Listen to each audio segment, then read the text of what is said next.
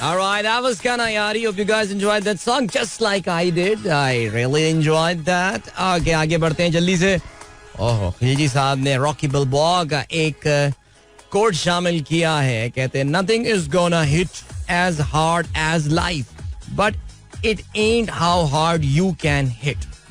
It's how hard you can get hit and keep moving forward. Okay. It's how much you can take and keep moving forward. That's how winning is done. Listen, Babar Azam, just listen, man. पूरी दुनिया तेरे खिलाफ है. दुनिया तेरे मुंह पे मुक्के मार रही है बाबर. लेकिन तू जब अपनी कवर ड्राइव से और उसी पुल पे जिस पे तू 3 मैचेस में आउट हुआ है 4 में, उसको अपनी स्ट्रेंथ बनाएगा.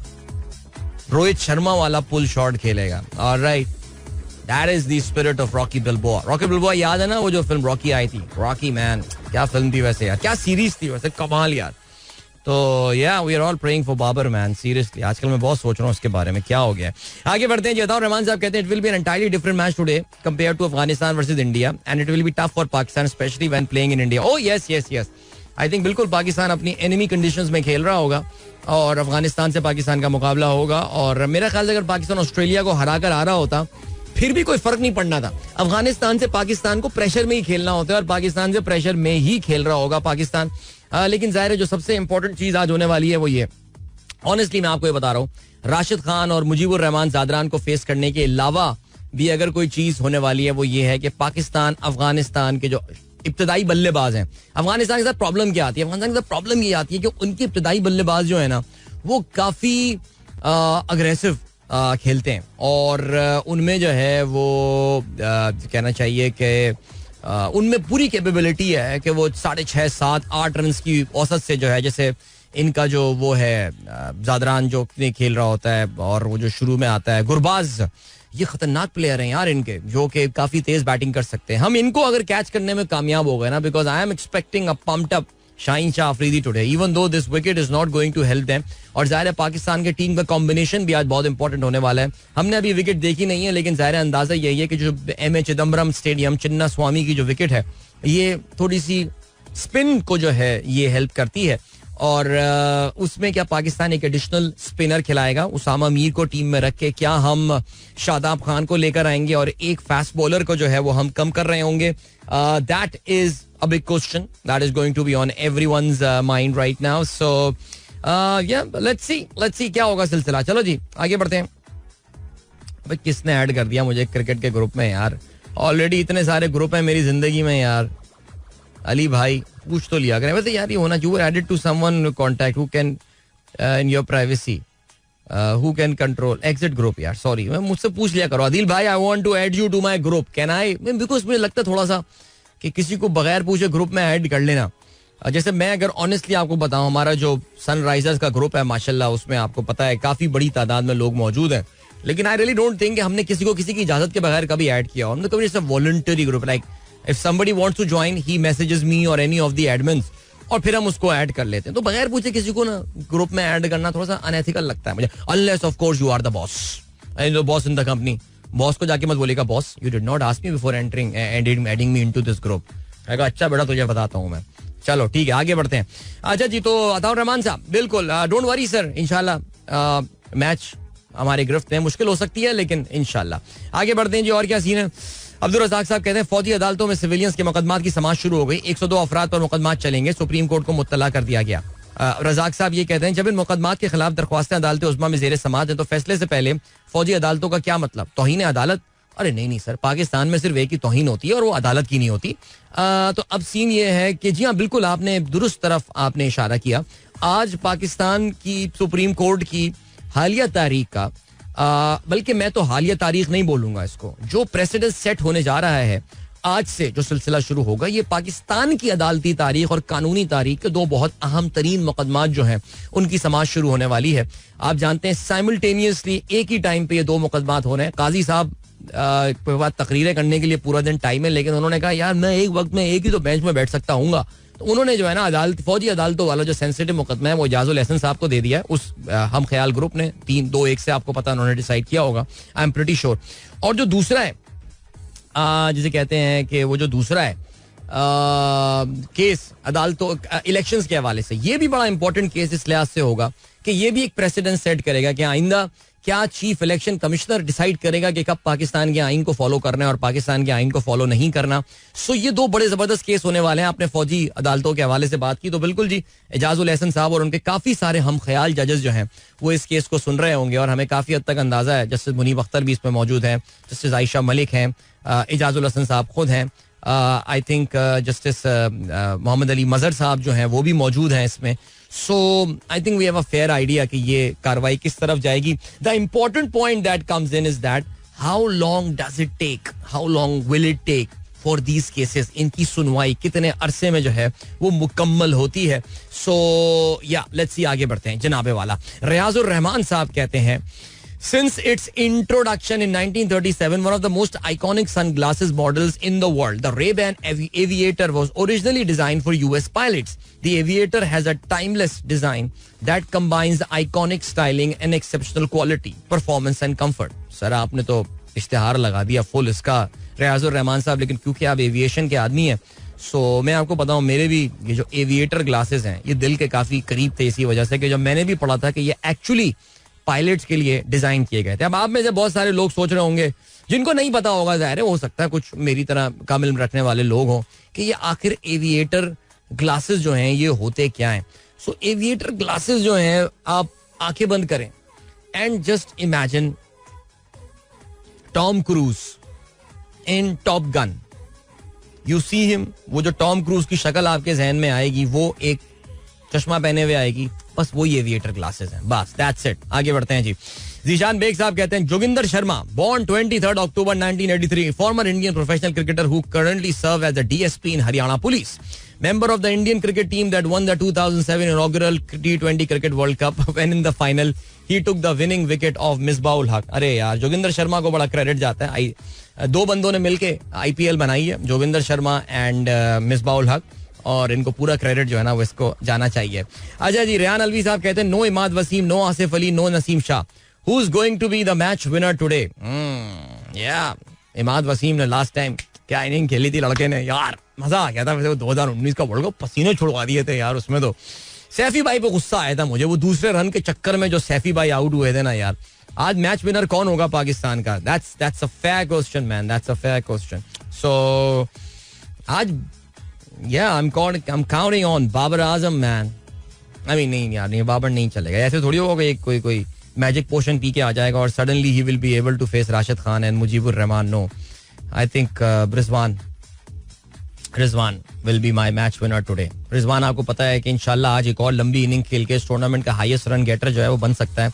वैसे यार एक फैक्ट है, मैं आपको बताऊं, आई मीन यार इस वक्त टूर्नामेंट के अगर आप हाईएस्ट रन गेटर्स को देखें, उसमें जाहिर है उसमें 3 में से 2 जो हैं वो इंडियन हैं. ओके, इसमें नंबर 1 पर जो है वो रोहित शर्मा है, देन विराट कोहली है, और may be it is the other way around. अभी देख लेते हैं ना, जरा एक सेकंड देख लेते हैं. हाँ भाई, किधर है स्टैटिस्टिक्स?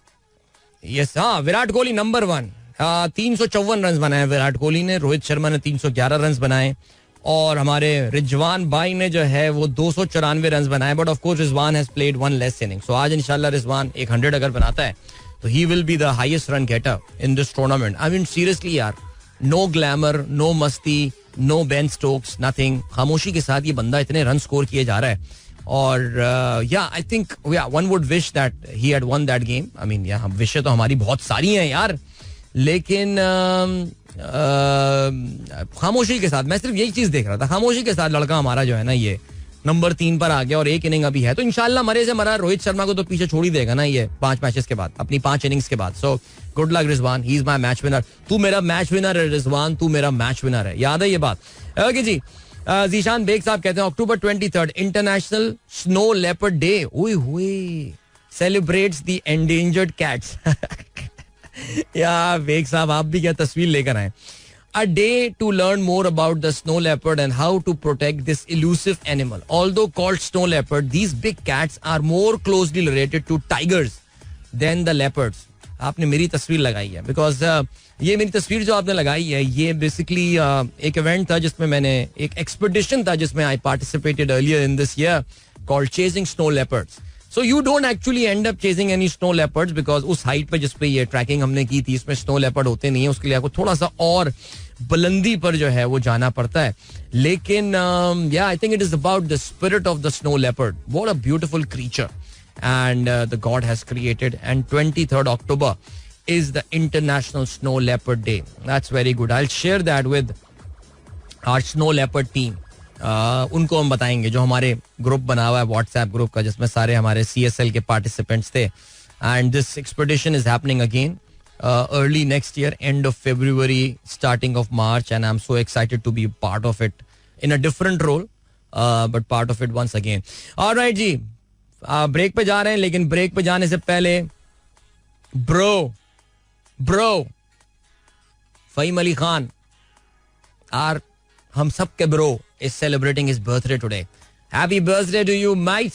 अभी मैंने ग्रुप में देखा है काफी आज रौनक थी. मुझे लग रहा था कि आज किसी बड़े आदमी की बर्थडे है, तो पता ये चला कि आज फहीम अली खान हम सब के ब्रो जो हैं आज अपनी बर्थडे सेलिब्रेट कर रहे हैं. भाई बहुत सारी दुआएं आपके लिए फहीम, और अल्लाह ताला आपको सेहत दे और जिंदगी दे और आपको ज्यादा टेंशन ना लेने दे, बिकॉज इनको हर चीज की टेंशन है, हर चीज की टेंशन है. इनके खैर ख्वाह अगर आई एम श्योर इनके घर में इनके काफी सारे खैर ख्वाह हैं, लेकिन 3-4 चीजों से इनको परहेज करना चाहिए, जिसमें ज़ाहिर पाकिस्तान की सियासत है और जिसमें जो है वो क्रिकेट है. इससे भी दूर रहें. ये तो बहुत सारी चीजें इनको दूर रहना चाहिए इन चीजों से, अपनी उनके दिल की सेहत के लिए जो है अच्छी बात है. सो खुश रहे भाई, खुश रहे. Alright, happy birthday to you. ओहो, अरे भाई रिजवान की एक बहुत बड़ी फैन का मैसेज आया है. Let my boy play and please don't jinx, just watch him play quietly. Okay यार, मैं तो तारीफ कर रहा था, मैं समझ था आप अप्रिशिएट करेंगी कि finally you have started believing in the greatness of Mohammad Rizwan, लेकिन डांट दिया, उल्टा डांट पड़ गई मुझे यार. बट चलें, बेस्ट विशेस यार. Anyone who does well for Pakistan we stand with him. Alright, चलो जी, अभी क्या सीन है मैं देखता हूँ. 8 बजे तक कोई नहीं, 8 बजे तक कोई कमर्शियल नहीं है. इसका मतलब ये है कि हम सीधा जो है वो एक गाने की तरफ जा सकते हैं अभी. और लेकिन जरा फहीम के मैसेज भी तो पढ़ लें यार. माशाल्लाह आपने एक आयत शेयर की है, रिपीट हो गई है. वैसे ही है, बेशक मेरा रब बड़ा मेहरबान, बहुत मोहब्बत करने वाला है. भाई थैंक यू सो मच, बहुत शुक्रिया. एंड इसके अलावा फहीम अली खान कहते हैं, bro as you know Mia Saab has returned, so what are the chances of the election will be held this year in Pakistan? The way caretaker set up running the government affairs seems uninterested in holding the election. No, आपको समझना पड़ेगा. The caretaker setup is just a continuation of the PDM government, and PDM government, you know, it's all about the PMLN and their cronies and stuff. And जो PMLN जब एक दिखावे का election होगा, वो जीत के जब हुकूमत आएगी, so that will be a continuation of that. And I won't be surprised if many members of this caretaker setup will be members of the PMLN's next government. क्योंकि I mean, क्या बदकिस्मती है. उस दिन किसी ने शो में ये बात बोली थी, यूट्यूब शो में काफी सारे इंडियंस सुन रहे होते हैं मेरा प्रोग्राम, और तमीज के हैं ज्यादातर लोग, जो अगर आप लोग भी देखते हैं तो वो अच्छे तमीज के मैसेजेस करते हैं. उसमें कुछ तो बहुत अच्छे मैसेजेस करते हैं, मुझे बड़ी हैरत भी होती है. तो उसमें एक दोस्त ने हमारे ये कहा था कि नामदेव भाई ने, कि लगता है इंडिया पाकिस्तान के इलेक्शंस एक साथ हो रहे होंगे. मैंने कहा यार साथ तो हो रहे होंगे, लेकिन क्वालिटी में बड़ा फर्क होगा. सो अल्लाह करे अच्छी क्वालिटी के इंतखाबात हमारे पास भी हों. सो देखते हैं जी क्या रहता है सिलसिला. ओके जी, अभी ऐसा करते हैं जी, आपको हम लिए चलते हैं एक सॉन्ग की जानिब और मिलते हैं. अच्छा, ये गाना प्लेलिस्ट में आया हुआ है, लेकिन ये मुझे इतना पसंद है कि अभी थोड़े दिनों पहले भी ये गाना चलाया था, लेकिन अब दोबारा आ गया है, तो अब चला लेते हैं इसको फिर से. बिकॉज जब ये प्लेलिस्ट पे आता है तो अगर मैं इस गाने को ना चलाऊं तो फिर इस गाने के साथ बड़ी ज्यादती होगी. इसके फौरन बाद आज के अखबार में शामिल आम खबरों पर नजर डालते हैं. So here we go. तुम कहती हो मेरे खत मुझको वापस कर दो. क्या बात है जुनैद भाई, क्या बात है, क्या गाना बना के चले गए यार. बहुत बढ़िया भाई, जबरदस्त. I hope you guys enjoy that. और क्या सीन है, 7:54. गुड मॉर्निंग जिन दोस्तों ने प्रोग्राम अभी ट्यून इन किया है. आज के अखबार में शामिल अहम खबरों पर नजर डालते हैं. और अखबारात ऑनेस्टली मेरे पास अभी तक आई नहीं है, और कल आम तातील तो नहीं थी, कोई नहीं आम तातील नहीं, तो शायद मियाँ साहब के आने के चक्कर में आम तातील हो गई हो. लेकिन चलें कोई बात नहीं. ये express.pk को मैं इस वक्त देख रहा हूँ. सानेहा 9 मई में मुलव्विस सिविलियंस का फौजी अदालतों में ट्रायल शुरू. वफाकी हुकूमत ने सुप्रीम कोर्ट को मुतफर्रिक दरख्वास्त में आगाह कर दिया. आगे बढ़ते हैं और क्या सीन है. इसके अलावा don.com ने अपनी जो इस वक्त लीड बनाई हुई है वो है 10 Gaza hospital non operational due to fuel shortage. Israeli bombardment continues. Over 260 people killed in 24 hours. Israeli defense ministers say war with Hamas could last for months. Okay जी. इसके अलावा डॉन का ये भी लिखना है, for sale PIA hit by worst ever fuel crisis. Over 75 flight scheduled for Sunday cancelled as PSO cut supply. Spokesperson claims the operations partially restored as 4 international flights depart late last night. कहते हैं जी Pakistan state oil का तकरीबन कोई 26 अरब रुपए का एक outstanding है जो कि PIA के अगेंस्ट जो है वो खड़ा हुआ है. और PIA कहते हैं कि जी फ्रेश पेमेंट्स तो कर रहा है कि यार ये पेमेंट ले लो और फ्यूल दे दो, लेकिन PSO ने अब कह दिया है कि ना मेरे भाई ना, अब नहीं, पहले उधार मुकाओ पूरा और फिर उसके बाद जो है वो तुम्हें फ्यूल मिलेगा. So this is very embarrassing, this is very disappointing. और we know that Pakistan international airline has been on a downward spiral, लेकिन इससे कैसे निकल पाएगी, क्या हो पाएगी, मैं तो मुझे बार बार यही लगता है कि यार ये जो इसको इस नहज पे ले आए PIA को कि अब PIA के जो अपने एम्प्लॉई हैं वो हाथ जोड़ के कहेंगे कि खुदा के लिए इसको बेच दो. आगे बढ़ते हैं जी. PTI convention derailed as 80 held in police raid. Local leaders claim police ransacked furniture, took away CCTV cameras, LCD document. डर का या खौफ का आलम ये है इस गवर्नमेंट का कि PTI का एक वर्कर कन्वेंशन लाहौर के एक नवाही इलाके में होने वाला था और वहाँ पे जो है वो पुलिस ने छापा मारा. अजीब सी बात है, एक दिन पहले CCPO जो है लाहौर के वो सल्यूट मारते हैं एक कन्विक्टेड क्रिमिनल को, और दूसरे दिन आके पुलिस के सिपाही जो हैं वो एक और पॉलिटिकल पार्टी की एक रैली को रैंसैक कर देते हैं आके. सो बहरहाल जी आवाम देख रही है और आवाम नोट कर रही है, सब नोट कर रहा हूं मैं. ठीक है जी, आगे बढ़ते हैं. साइफर केस, इमरान खान, शाह महमूद कुरैशी के खिलाफ आज फर्द जुर्म आयद की जाएगी. नवाज शरीफ 24 अक्टूबर को अदालत में पेश होंगे. पता नहीं नवाज शरीफ पेश होंगे या अदालत नवाज शरीफ के पास पेश होगी. That remains to be seen. Peoples Party का ये कहना है कि इंतखाबात मौखर कराने का मकसद इंतखाबात चोरी करने का मंसूबा है.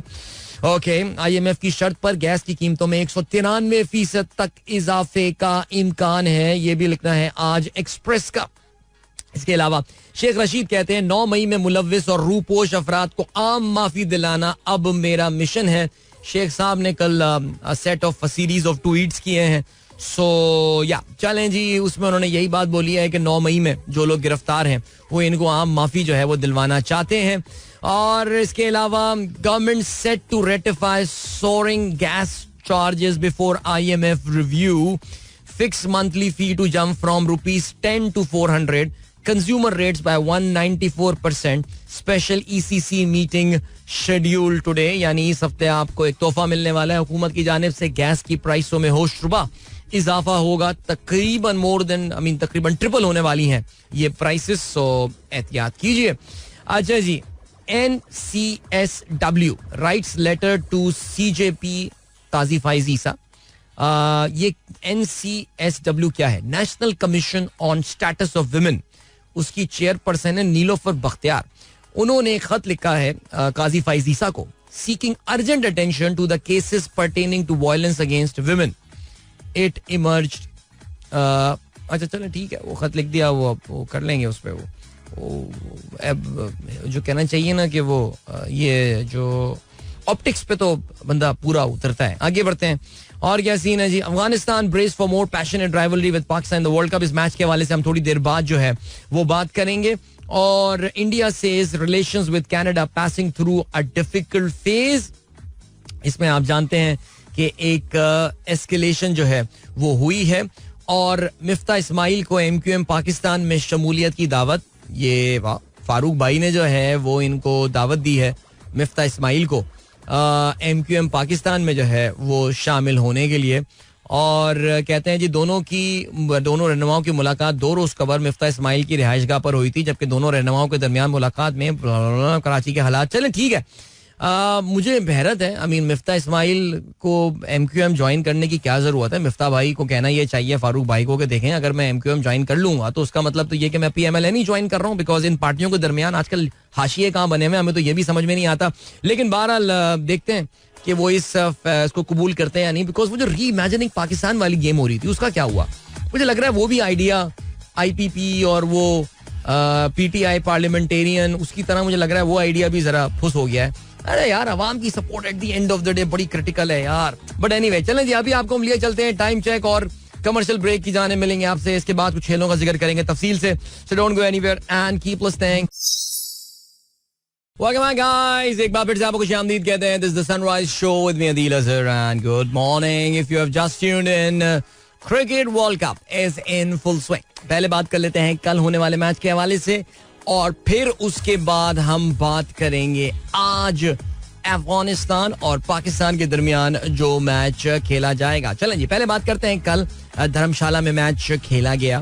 धर्मशाला की खूबसूरत और पुरफजा मकाम पे. और ये मैच जो है इंडिया न्यूजीलैंड के दरमियान, ये दोनों टीमें जो हैं ये top of the table clash था. ये दोनों टीमें अनबीटन थी अपने इब्तदाई 4 मैचेस खेलने के बाद. और सीन जो है वो कुछ ऐसा हुआ कि इस मैच में टॉस जो है वो पहले जीता इंडिया ने. और टॉस जीतने के बाद इंडिया ने कहा कि भाई हम पहले जो है वो फील्डिंग करेंगे. न्यूजीलैंड ने उनकी पूरी टीम 50 ओवर डॉट में जो है वो 273 रन बनाकर आउट हो गई. और ये 273 रन जो इसमें बनाए थे, इसमें तकरीबन आधा रन जो किए ना वो तो डेरल मिचेल ने किए. तो डेरल मिचेल ने कल अच्छी इनिंग खेली. इवन दो मुझे लगा कि एक पॉइंट पे आके इसने अपनी सेंचुरी बनाने के लिए थोड़ा सा ये विराट कोहली बन गया था. लेकिन फिर भी जो भी था, आई मीन जब कोई भी रन नहीं कर रहा था तो फिर इसने जो है वो कम से कम अपनी टीम के लिए रन तो कर लिए. बिकॉज यार वाकई एक टाइम पे ना लग ये रहा था कि न्यूजीलैंड उन्होंने इब्तदाई विकेटें अपनी लूज करने के बाद रचिन रविंद्र और डेरल मिचेल के दरमियान जो पार्टनरशिप रही थी वो बहुत जबरदस्त पार्टनरशिप रही. और लेकिन उसके बाद इंडिया ने फिर जो एक कमबैक किया ना अपना, वो बड़ा अच्छा कमबैक किया उन्होंने. खास तौर से मोहम्मद शामी जो कि मैन ऑफ द मैच उन्होंने परफॉर्मेंस दी. 5 विकेटें कल 54 रन देकर जो है वो उन्होंने हासिल की. और उन्होंने आखिर की कुछ विकेटें जो है ना वो अच्छी हासिल कर ली. इसके अलावा कल न्यूजीलैंड की जो बैटिंग की खास बात थी वो ये थी कि उन्होंने कुलदीप यादव को कल टारगेट किया. आई मीन इंडिया की जो बॉलिंग की एक स्ट्रेंथ साबित हो रही है, जो 2 बड़ी स्ट्रेंथें इनकी बॉलिंग की साबित हो रही हैं, सॉरी माफ कीजिएगा, इस वर्ल्ड कप में, उसमें एक कुलदीप यादव है और दूसरा जसप्रीत बुमराह है. बुमराह को तो खैर जरा रन स्कोर करना उस पर इतना आसान काम है नहीं, लेकिन कल उन्होंने कुलदीप यादव को टारगेट किया. और मैं सिर्फ यही सोच रहा था कि यार कुछ हम न्यूजीलैंड वालों से सीखे ना यार, किस तरह उन्होंने जो है वो क्या टेक्निक जो है वो इस पे अपनाई है. लेकिन बहरहाल चले जी, तो हुआ ये कि यार 75 रन बनाए रचिन रविंद्रा ने और 130 रन जो है वो बनाए डेरल मिचेल ने. और इसके अलावा कोई भी खिलाड़ी कुछ भी खास रन नहीं कर सका. हाईएस्ट स्कोर उसके बाद ग्लेन फिलिप्स का था जिन्होंने 23 रन बनाए. बाकी मार्क चैपमैन तो पाकिस्तान के खिलाफ ही रन करता है, 6 रन उसने बनाए. सेंटर ने 1 बनाया, टॉम लेथम 5 और 17 बनाए विल यंग ने. और डेवॉन कॉनवॉय जो हैं वो तो 0 पर ही आउट हुए. जवाब में इंडिया की जानिब से वही धुआंधार धमाकेदार तेज रफ्तार आगाज. और रोहित शर्मा तो किसी को कहते हैं ना कि लाता ही नहीं है, किसी को लिहाज ही नहीं कर रहा है. 40 गेंदों पे 40 बनाए जिसमें 4 चौके और 4 छक्के शामिल थे. 31 गेंदों पे 26 रन बनाए शुभमन गिल ने. पहली विकेट गिरी 71 रन पे, दूसरी विकेट गिरी 76 रन पे. उस पर ऐसा लगा कि शायद कुछ टाइम न्यूजीलैंड यहाँ पे इनरोड कर सकता है. तीसरी विकेट जब श्रेयस अय्यर की आउट हुई तो they were less than halfway through. और फिर उस वक्त ये लगा कि यार वाकई India is now in uncharted territory. थोड़ा सा अब वो फंस गए. लेकिन इंडिया के पास ज़ाहिर है हम जानते हैं कि एक हीरा है जिसका नाम है विराट कोहली. और जब भी मुकाबलों में चेस करने की बात आती है तो मेरा नहीं ख्याल कि दुनिया में विराट कोहली से अच्छा कोई प्लेयर है जो कि रन्स चेस करवा सकता है अपनी टीम को. और सिचुएशन ऐसी ही हुई. एक तरफ से विराट कोहली ने ना सिर्फ एंड रोके रखा बल्कि साथ साथ वो रन्स भी जैसे कहते हैं कि स्कोर करता रहा. और फिर उसके बाद केएल राहुल के साथ उसकी जो है वो पार्टनरशिप विराट कोहली की काफ़ी अच्छी रही. बिकॉज ये काफ़ी क्रिटिकल पार्टनरशिप थी. Because not just they scored runs but they scored it at a reasonable pace too. Even though KL Rahul जो है 27 रन पर आउट हुए. उसके बाद जल्दी ही सूर्या कुमार यादव जो है रन आउट हुए. इन दोनों के दरमियान विराट कोहली और सूर्या कुमार यादव के दरमियान एक मिसअंडरस्टैंडिंग हुई. Lot would say that it was Virat Kohli's mistake. He was getting a bit selfish. उसको अपनी सेंचुरी बनानी थी नेचुरली. लेकिन बहरहाल उसके बाद रविंद्र जडेजा जी यानी काफी इंडिया वी नो. अच्छा, Ravindra Jadeja was the last recognised batsman in the team. यानी न्यूजीलैंड उनको वहां तक ले आया था और जिस वक्त 5वीं विकेट गिरी थी उस वक्त 191 रन थे. So there were number of runs that were needed. और ये वो पोजीशन होती है जहां से पाकिस्तान जैसी टीम मैचेस आज के आमतौर से हार जाती है. लेकिन India bat so deep and I mean not exactly bat so deep, लेकिन उनको वो सर्कमस्पेक्ट खेलते हैं. उनको पता है कि यार अब मेरे पास कोई नहीं आने वाला, मैं ये मैच जो है किसी उसामा मीर या किसी शाहीन शाह अफरीदी पे नहीं छोड़ सकता कि वो छक्के वक्के मार के मुझे मैच जिता देगा. सो बहरहाल जी रविंद्र जडेजा ने काफी जिम्मेदारी से बैटिंग की, 39 रन उन्होंने बनाए और विराट कोहली के साथ अच्छी पार्टनरशिप उनकी रही. और फिर आखिर में विराट कोहली 95 रन बनाकर आउट हो गए. लेकिन बहरहाल तब तक मैच जो है वो खत्म हो चुका था.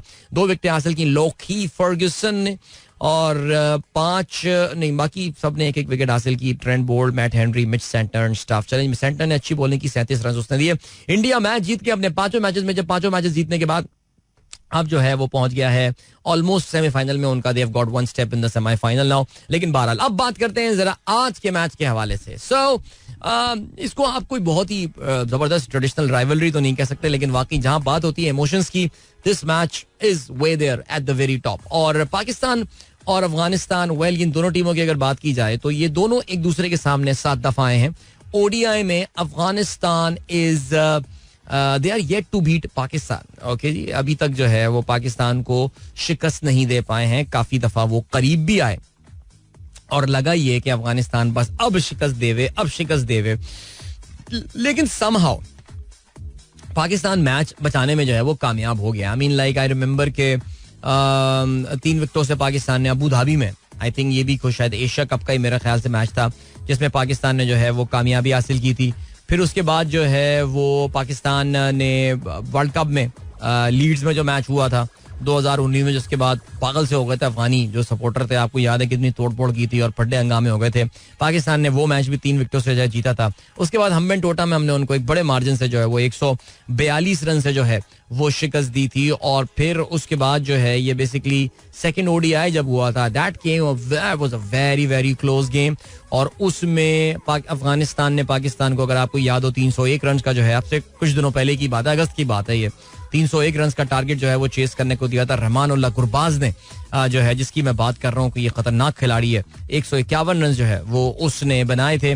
जवाब में पाकिस्तान टीम एक मौके पर लग रहा था कि ये मैच जो है वो पाकिस्तान के हाथ से गया, but then it was again Naseem Shah who won that game for Pakistan in the last wicket. 302 run Pakistan ने बनाए 9 विकेटों के नुकसान पर.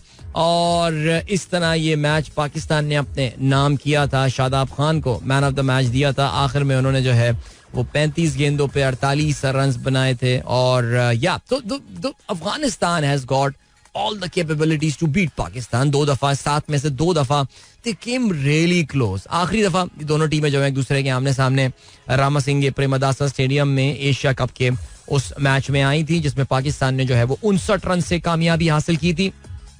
और इस मैच में मोहम्मद रिजवान जो है ये पाकिस्तान के लिए इन्होंने player of the match performance जो है वो, I am sorry, this was the third ODI. I mean so of course हम एशिया कप में कहाँ, हमने एशिया कप में कहाँ खेले, नहीं कहीं खेले इनसे. या तो ये तीसरा मैच पाकिस्तान जो जीता था, इसमें ये नहीं, दिस वाज अ सीरीज जो पाकिस्तान ने क्लीन स्वीप की थी.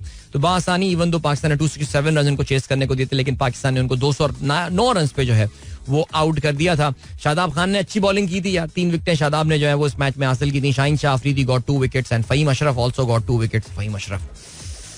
सो अब सवाल ये पैदा होता है कि आज चेन्नई के स्टेडियम में पाकिस्तान अपना कॉम्बिनेशन क्या खिलाने वाला है. ज़ाहिर है हमें ये बात तो पता है that Fakhar Zaman is not available for selection. We know about that, right. अब फखर जमान जो है वो सिलेक्शन के लिए अवेलेबल नहीं है. तो चेन्नई की विकेट के हवाले से आप ये बात भी जानते हैं कि इस विकेट में जरा थोड़ा सा स्पिन जो है वो ज्यादा होता है. This is slightly slower track. थोड़ी सी डैम्प कंडीशंस भी होती हैं. ज़ाहिर आपको पता है ट्रॉपिक्स के करीब है ये वाला मैदान. बाउंड्री बैंगलोर के मुकाबले में तो थोड़ी सी आपको बड़ी ही मिलेंगी मेरे ख्याल से, कि बैंगलोर तो यार बहुत ही ज्यादा किस्म की, जो कहना है ना, छोटी किस्म की उनकी बाउंड्री थी. So there is a very strong case for the return of Shadab. मेरा ये ख्याल है, मुझे लग ये रहा है कि शादाब खान की जो है ना वो आज वापसी हो सकती है. लेकिन सवाल ये पैदा होता है कि अगर वापसी होती है तो फिर किस फॉर्म में वापसी होगी. ये एक फैक्टर है कि क्या उसामा को बीट हटाया जाएगा और उनकी जगह शादाब को एक बार फिर से, बिकॉज कौम का जो उसामा वाला बुखार था वो जरा उतर गया है. सो शादाब को क्या उनकी जगह लाया जाएगा, और विल पाकिस्तान नवाज को ड्रॉप करेगा? बिकॉज नवाज का क्या रोल है इस टीम में, इस वक्त मुझे बिल्कुल समझ में नहीं आ रहा. बॉलिंग में भी he is just okay bowler, लेकिन जो बल्लेबाजी, वो जो एक एक्सपेक्टेशन थी that Nawaz is a sort of a bowler who can bat as well, वो एक्सपेक्टेशन नवाज से पूरी हो नहीं रही है. इवन अगर आप इनका रिसेंट टाइम में पीएसएल में भी रिकॉर्ड देखें, यार मुझे तो ऐसा लगता है दैट पीएसएल जो है ना एक लीडिंग इंडिकेटर होता है किसी भी खिलाड़ी की फॉर्म के हवाले से. आपको वहां से अंदाजा हो जाता है कि यार ये बंदा मूड में है या नहीं है खेलने के, या रन इससे हो रहे हैं या नहीं हो रहे हैं. अच्छा, ये भी जरा आपसे बात करते चले हम कि अब तक जो है ना वो 3 matches MA Chidambaram stadium Chennai में हो चुके हैं. ऑस्ट्रेलिया इंडिया का मैच हुआ था, अगर आपको याद हो. ऑस्ट्रेलिया अंडरवेलमिंग 199 रन पे जो है वो इस मैच में आउट हो गया था. इंडिया ने बासानी 41.2 ओवर्स में जो है इस टोटल को जो है वो चेस कर लिया था. और इनके दोनों spinner Kuldeep Yadav he got 2 wickets and Ravindra Jadeja got 3 wickets. So आपने देखा कि स्पिन ने आधे खिलाड़ियों को जो है वो वहां पर आउट कर लिया था. उसके बाद इस टूर्नामेंट का जो अगला मैच इस ग्राउंड में हुआ था, जो मैंने बताया था आपको, अभी 3 मैचेस हो चुके हैं. इसमें इंडिया ऑस्ट्रेलिया के मैच के बाद यहाँ पर एक दूसरा मैच बांग्लादेश और न्यूजीलैंड के दरमियान हुआ था, जिसमें बांग्लादेश जो है वो 245 रन बनाकर आउट हो गया था. न्यूजीलैंड ने बासानी 43वें ओवर में इस टोटल को चेस कर लिया था. उसके बाद जो तीसरा मैच हुआ था वो न्यूजीलैंड और अफगानिस्तान के दरमियान हुआ था, और एक बड़ी शिकस्त यहाँ पे अफगानिस्तान को हुई थी. न्यूजीलैंड ने पहले बैटिंग करते हुए 288 रन बनाए थे, और उन्होंने जो है वो 139 रन पर आउट कर लिया था अफगानिस्तान की टीम को, और उसमें मिच सेंटर ने 3 खिलाड़ियों को आउट किया था. सो ये जो मैं बात बताना चाह रहा हूँ कि इस टूर्नामेंट, इस अभी तक जो तीनों मैचेस हुए हैं, इसमें किसी भी टीम ने अभी तक 300 रन से ऊपर इस मैदान में जो है वो स्कोर नहीं किया. सो if let's say Pakistan bat first on this ground, so we have got to be, we don't have to score 350 run. इनको जो सोचनी पड़ेगी बात वो ये है, अल्लाह करे इस तरह सोचते हो, अकल वकल हो इन लोगों में इतनी कि हमें 350 रन यहाँ पे नहीं करने. आई थिंक 275-280 अगर Pakistan really puts up on board, that is going to put pressure on Afghanistan in runs को चेस करने के लिए. बिकॉज 1-2 विकेटें गिरने के बाद ना फिर अफगानिस्तान बौखला जाता है, वो एकदम बिल्कुल हड़बड़ा से जाते हैं, और ये है सिलसिला. लेकिन खैर चलें जी, good luck to team Pakistan. I hope अपने 2 मैचेस हारने के बाद we get back on the winning ways because some very important matches coming up later in the week. So अभी ब्रेक की जाने पड़ते हैं. मैं कुछ कायदे आजम ट्रॉफी का भी जिक्र करना चाह रहा था, लेकिन अभी मेरे पास टाइम नहीं है बिकॉज उसके फाइनल का आगाज हो गया है कदाफी स्टेडियम में, और कदाफी स्टेडियम के डेड ट्रैक पे yesterday 2 Karachi player, because Karachi Whites का मुकाबला यहाँ पे फैसलाबाद के साथ हो रहा है. Karachi is led by Saifi bhai and Faisalabad is led by Rana Faheem Ashraf. तो कराची के बल्लेबाजों ने कल पार्टी की है, बल्कि साइम अयूब की पार्टी तो अभी भी जारी है. 200 रन नॉट आउट पे वो आज बैटिंग का आगाज करेंगे. दूसरी जानिब Shan Masood scored Rana ball 188 run. So तकरीबन 300 से ऊपर जो है वो रन हो चुके हैं कराची के, और इस वक्त उनके 398 रन हो चुके हैं. 300 से ऊपर क्या 400 रन तकरीबन हो चुके हैं. तो वेरी फास्ट बैटिंग, 78 ओवर का ये खेल हुआ है. So you can imagine that Karachi Whites जो है उन्होंने किस तेज रफ्तारी के साथ बैटिंग किया. The current rate 5.10 and Saim Ayub is he knocking on the door for the slower formats as well. आने वाला वक्त बताएगा. अभी हम बढ़ रहे हैं ब्रेक की जाने, मिलते हैं इसके बाद. Don't go anywhere and keep listening. Welcome back, guys. एक बार फिर से आपको खुशामदीद कहते हैं. This is the Sunrise Show with me, Adil Azhar, and good morning. इन दोस्तों ने प्रोग्राम ट्यून इन किया. वेल, क्रिकेट पे जरा लंबी बात हो गई आज काफी ज्यादा, लेकिन जरा भी ऐसा करते हैं कि आपको जो है वो हम आप लोग के जो ट्वीट्स रह गए थे, मतलब जो पोस्ट रह गए थे एक्स पे, आहिस्ता आहिस्ता मैं जरा सेटल हो रहा हूँ इस टर्मिनोलॉजी के चेंज के ऊपर. वहां पे आपको ले जाते हैं. जमील कहते हैं, by the way, where is Jawad Ahmed these days? Has he posted about the recent activities? Jawad Ahmed के पोस्ट सिर्फ और सिर्फ इमरान खान के खिलाफ होते हैं. अभी आजकल कुछ इमरान खान की मुखालफत का उनको मवाद पता नहीं मिल रहा है या नहीं मिल रहा. आई don't no, I haven't seen. आजकल ना ये ट्विटर का जो एल्गोरिथम हो गया है वो काफी बदल गया है, और आप भी शायद ये बात नोट कर रहे होंगे that you will be seeing a lot of tweets about the people जिनको आप फॉलो भी नहीं करते. और जैसे इकरारुल हसन, पता नहीं क्यों मेरी बात टाइमलाइन पे जो है वो आता रहता है. नहीं भाई आ गया ना. नहीं, अरे वाह भाई जबरदस्त. जवाद अहमद ने नवाज शरीफ के खिलाफ क्या ट्वीट किया, देखते हैं जी. कि एक ट्वीट में इसराइल का सरसरी जिक्र करने के बाद अपनी तकरीर में नवाज शरीफ ने इसराइल का नाम भी नहीं लिया. आखिर उन्हें भी चौथी दफा वजीर आजम बनने का शौक है. अभी कुछ गुलाम जहन पाकिस्तानी अरब खरबपति आदमी शौक पूरा करने के लिए कोशिशें कर रहे हैं. ओके जी, गुलामी में ना कायम आएंगी ये शमशीरें ना तदबीरें. ओके, इसके अलावा इसराइल का नाम तो अभी तक इमरान खान ने भी नहीं लिया, ना नवाज शरीफ. जवाद अहमद को, इमरान खान को, वैसे खैर उस बेचारे की मजबूरी है, बट बहरहाल आगे बढ़ते हैं यार. चलें जी, और क्या सीन है. जीशान अहमद कहते हैं good morning, have a blessed day, thank you. Babar Hussain कहते हैं अच्छा जी यार ये रहने दें भाई, ये जूतो वूतो वाली ये जो ट्वीट्स है ना, ये आप मत भेजा करें मेरे शो में, यूट्यूब में भेजा करें. अमीन लाखानी सारिम तो अब स्कूल पहुंच चुके होंगे, but I really wish him all the very best. ओहो, बड़ी मुश्किल चीज लाया भाई आसान शेख, आज खुद भी पढ़ के नहीं बता सकता, बस लिख दिया इसने, कॉपी पेस्ट मार दिया यहाँ पे.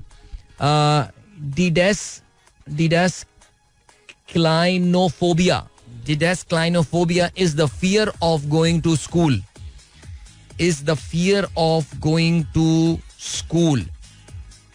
Didasclinophobia. All right. I think every one of us at some point in time has had the fear of going to school. I mean, seriously यार, इतना हुआ है जिंदगी में ना कि हम स्कूल जाते हुए सोच रहे हो कि हमारी टीचर के साथ कुछ हो जाए, कुछ बुरा हो जाए. But I mean, he just doesn't turn up to the school today.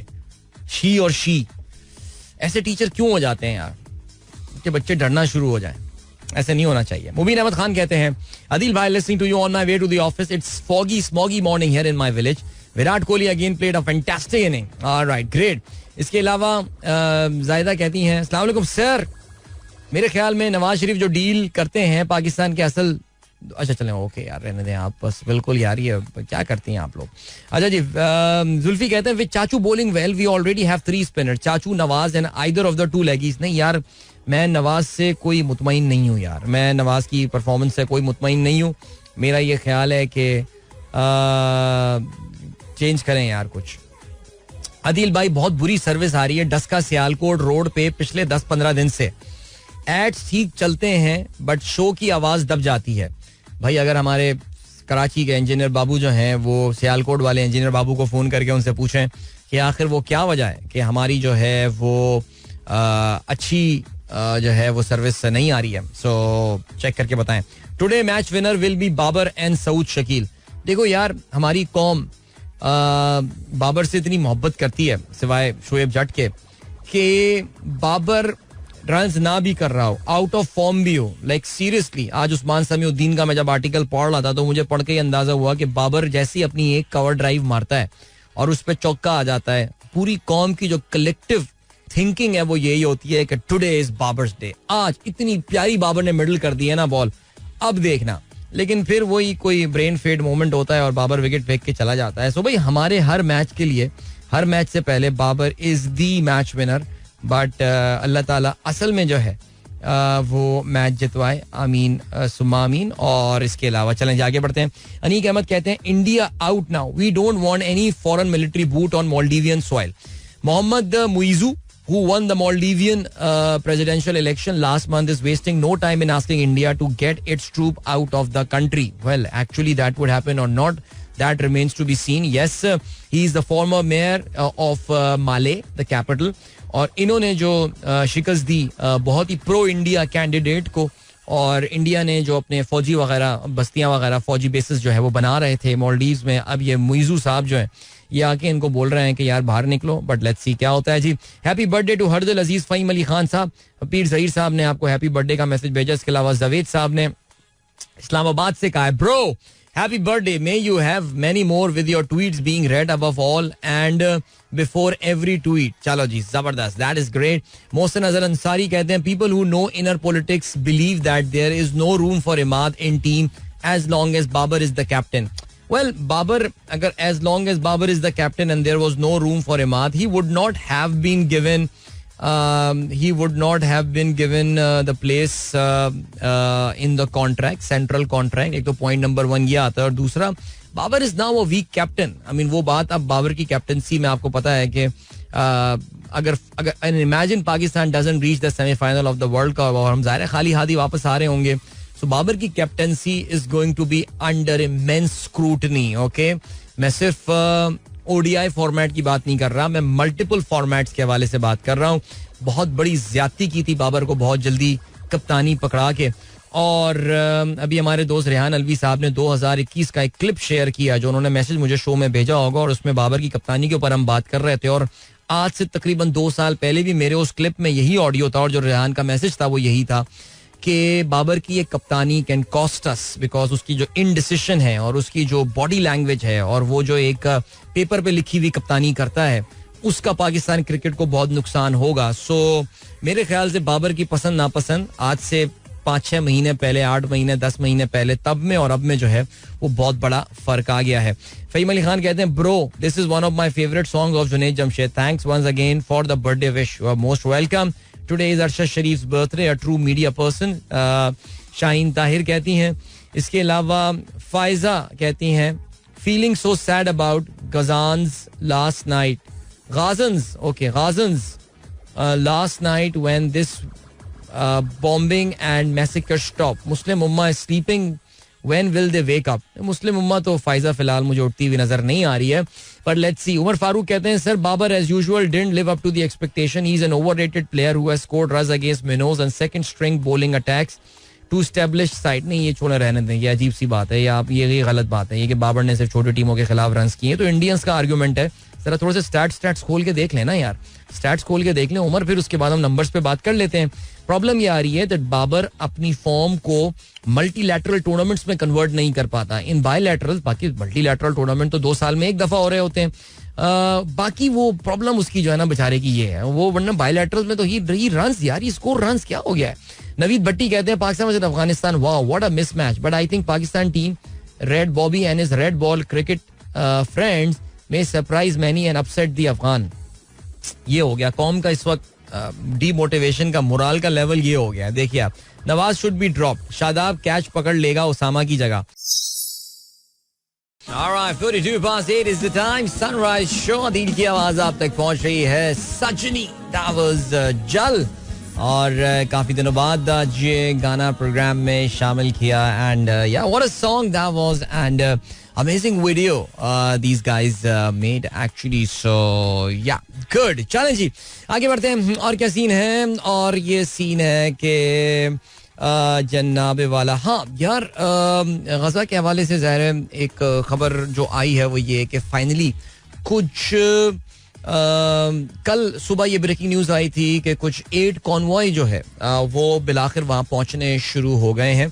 और आप ये जानते हैं कि जो रफा बॉर्डर क्रॉसिंग है उसको इस्तेमाल किया जा रहा है इन एड को जो है वो अंदर ले जाने के लिए. लेकिन जब ये ट्रक दाखिल हो रहे थे तो ब्रेकिंग न्यूज़ वगैरह दाखिल हुई, लेकिन फिर उसके बाद 1 या 2 घंटे बाद ये क्लैरिफिकेशन आ गई कि इसराइल ने जो है वो इन 8 कॉन्वॉयज को अंदर दाखिल होने से एक बार फिर से रोक दिया है. लेकिन अभी थोड़ी देर पहले जो कि मार्टिन ग्रिफिथ हैं, who is the United Nations humanitarian chief, उन्होंने ये अनाउंस किया है कि 14 मजीद ट्रक जो हैं वो ह्यूमैनिटेरियन एड लेकर गजा के अंदर जो है वो दाखिल हो रहे हैं.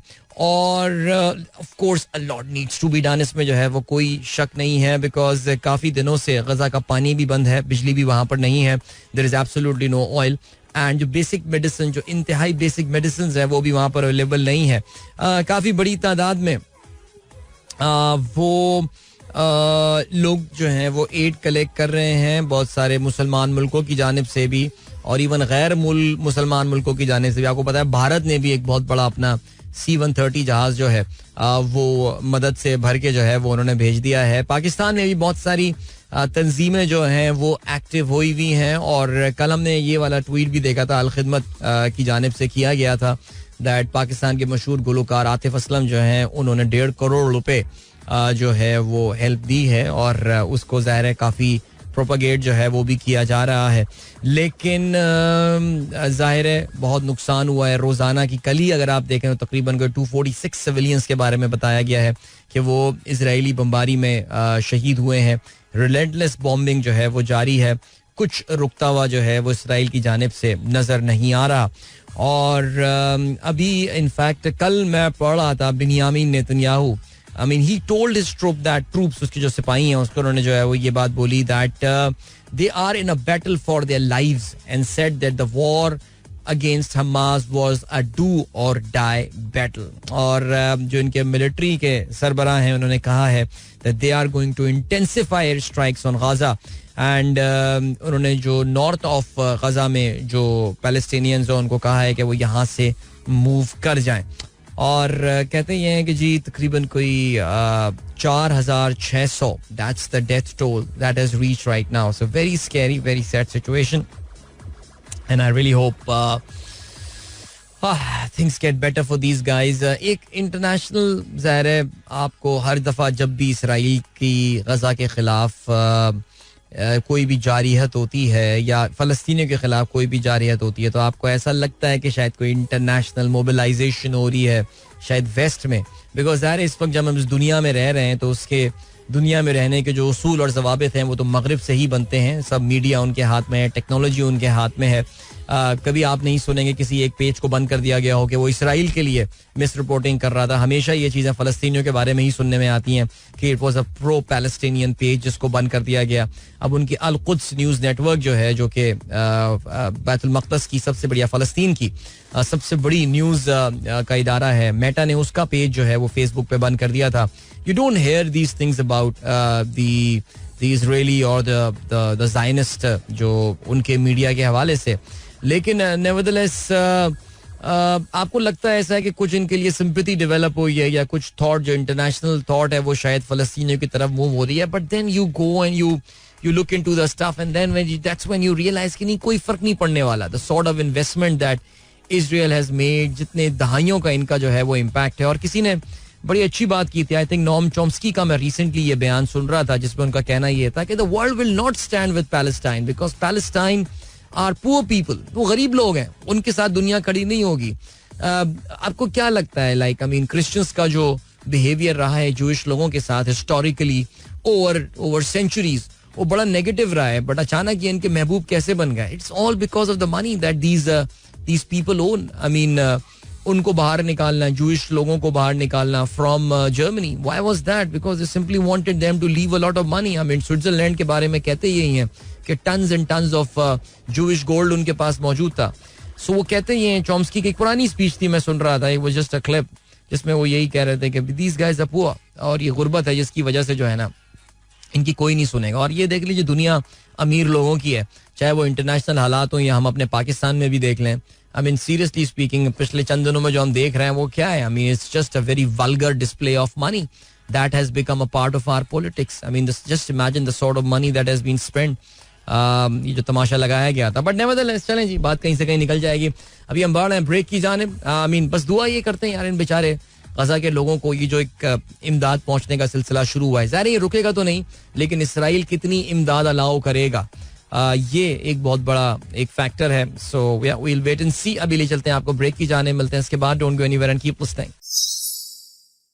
या वेलकम बैक गाइस, एक बार फिर से आपको खुशामदीद कहते हैं. This is the sunrise show with me Adeel. And यार अभी एक दो दिन पहले एक ट्वीट नजर से गुजरा मेरे, और वो ट्वीट जो है ना वो नजर गुजरा मेरी तो मुझे कुछ जरा कुछ पता नहीं ऐसी पता नहीं क्यों हमको उम्मीद जाग जाती है हम लोगों को. कुछ लगता है कि जैसे कोई एक पॉजिटिव चीज हो जाए या कुछ हो जाए. लेकिन बहरहाल आई think that was about Pakistan की एक बहुत बड़ी कंपनी है जिसका नाम है हबको. आपने नाम सुना होगा उसका, right?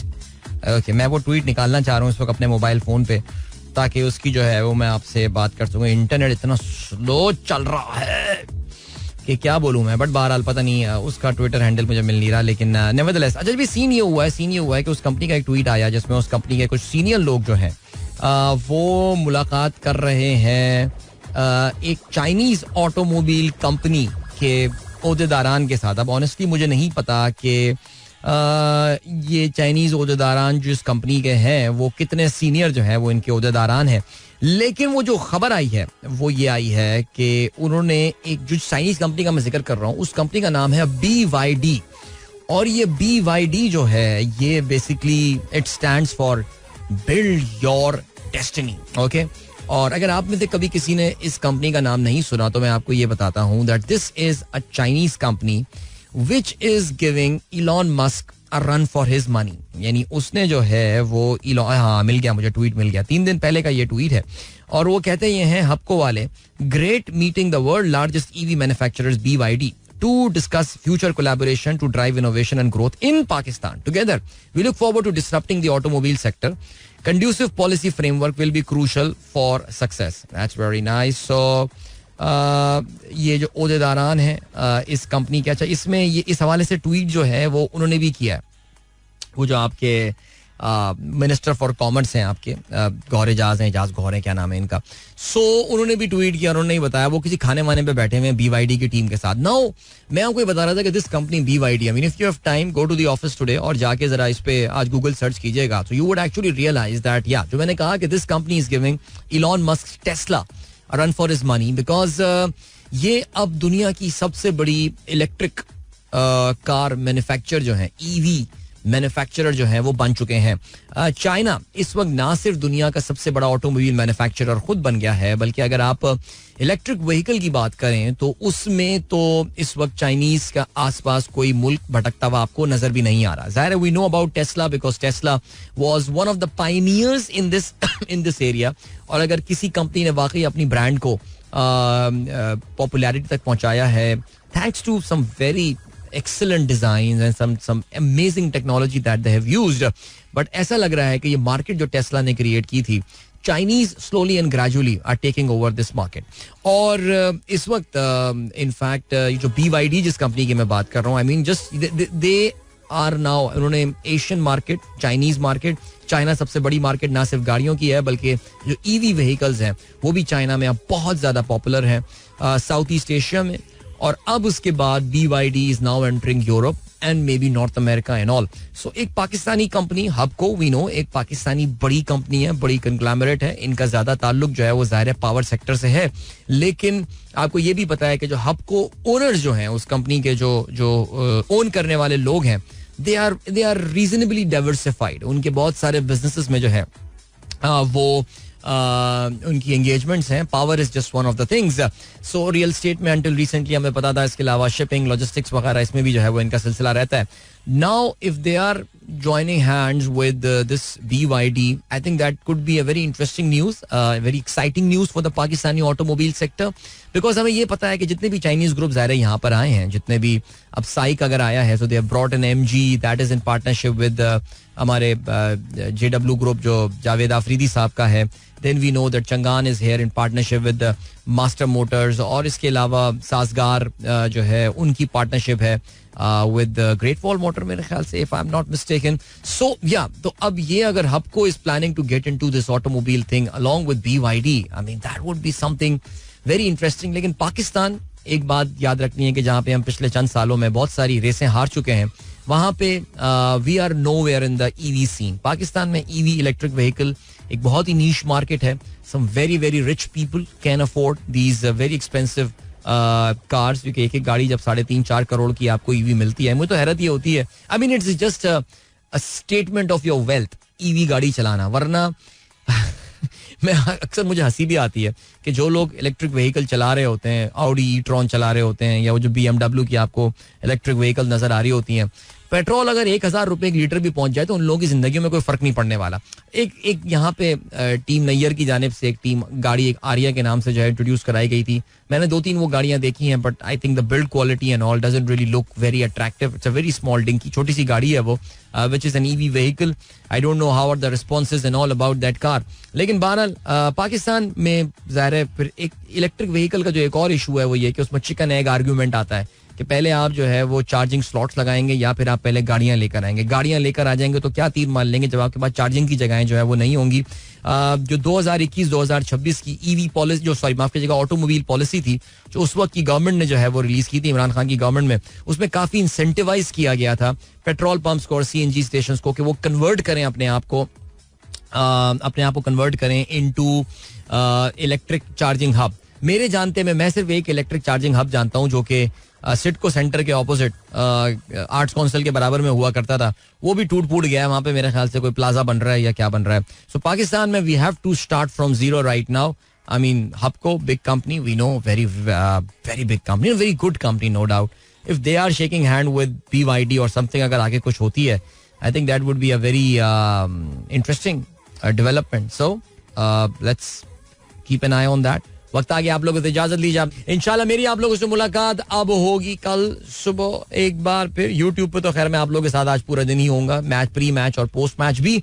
So Pakistan Afghanistan, remember the match starts 1:30. Good luck to team Pakistan. मिलेंगे आपसे बाद में. Till then goodbye, God bless, अल्लाह हाफिज एंड पाकिस्तान जिंदाबाद. This is Mira FM 107.4.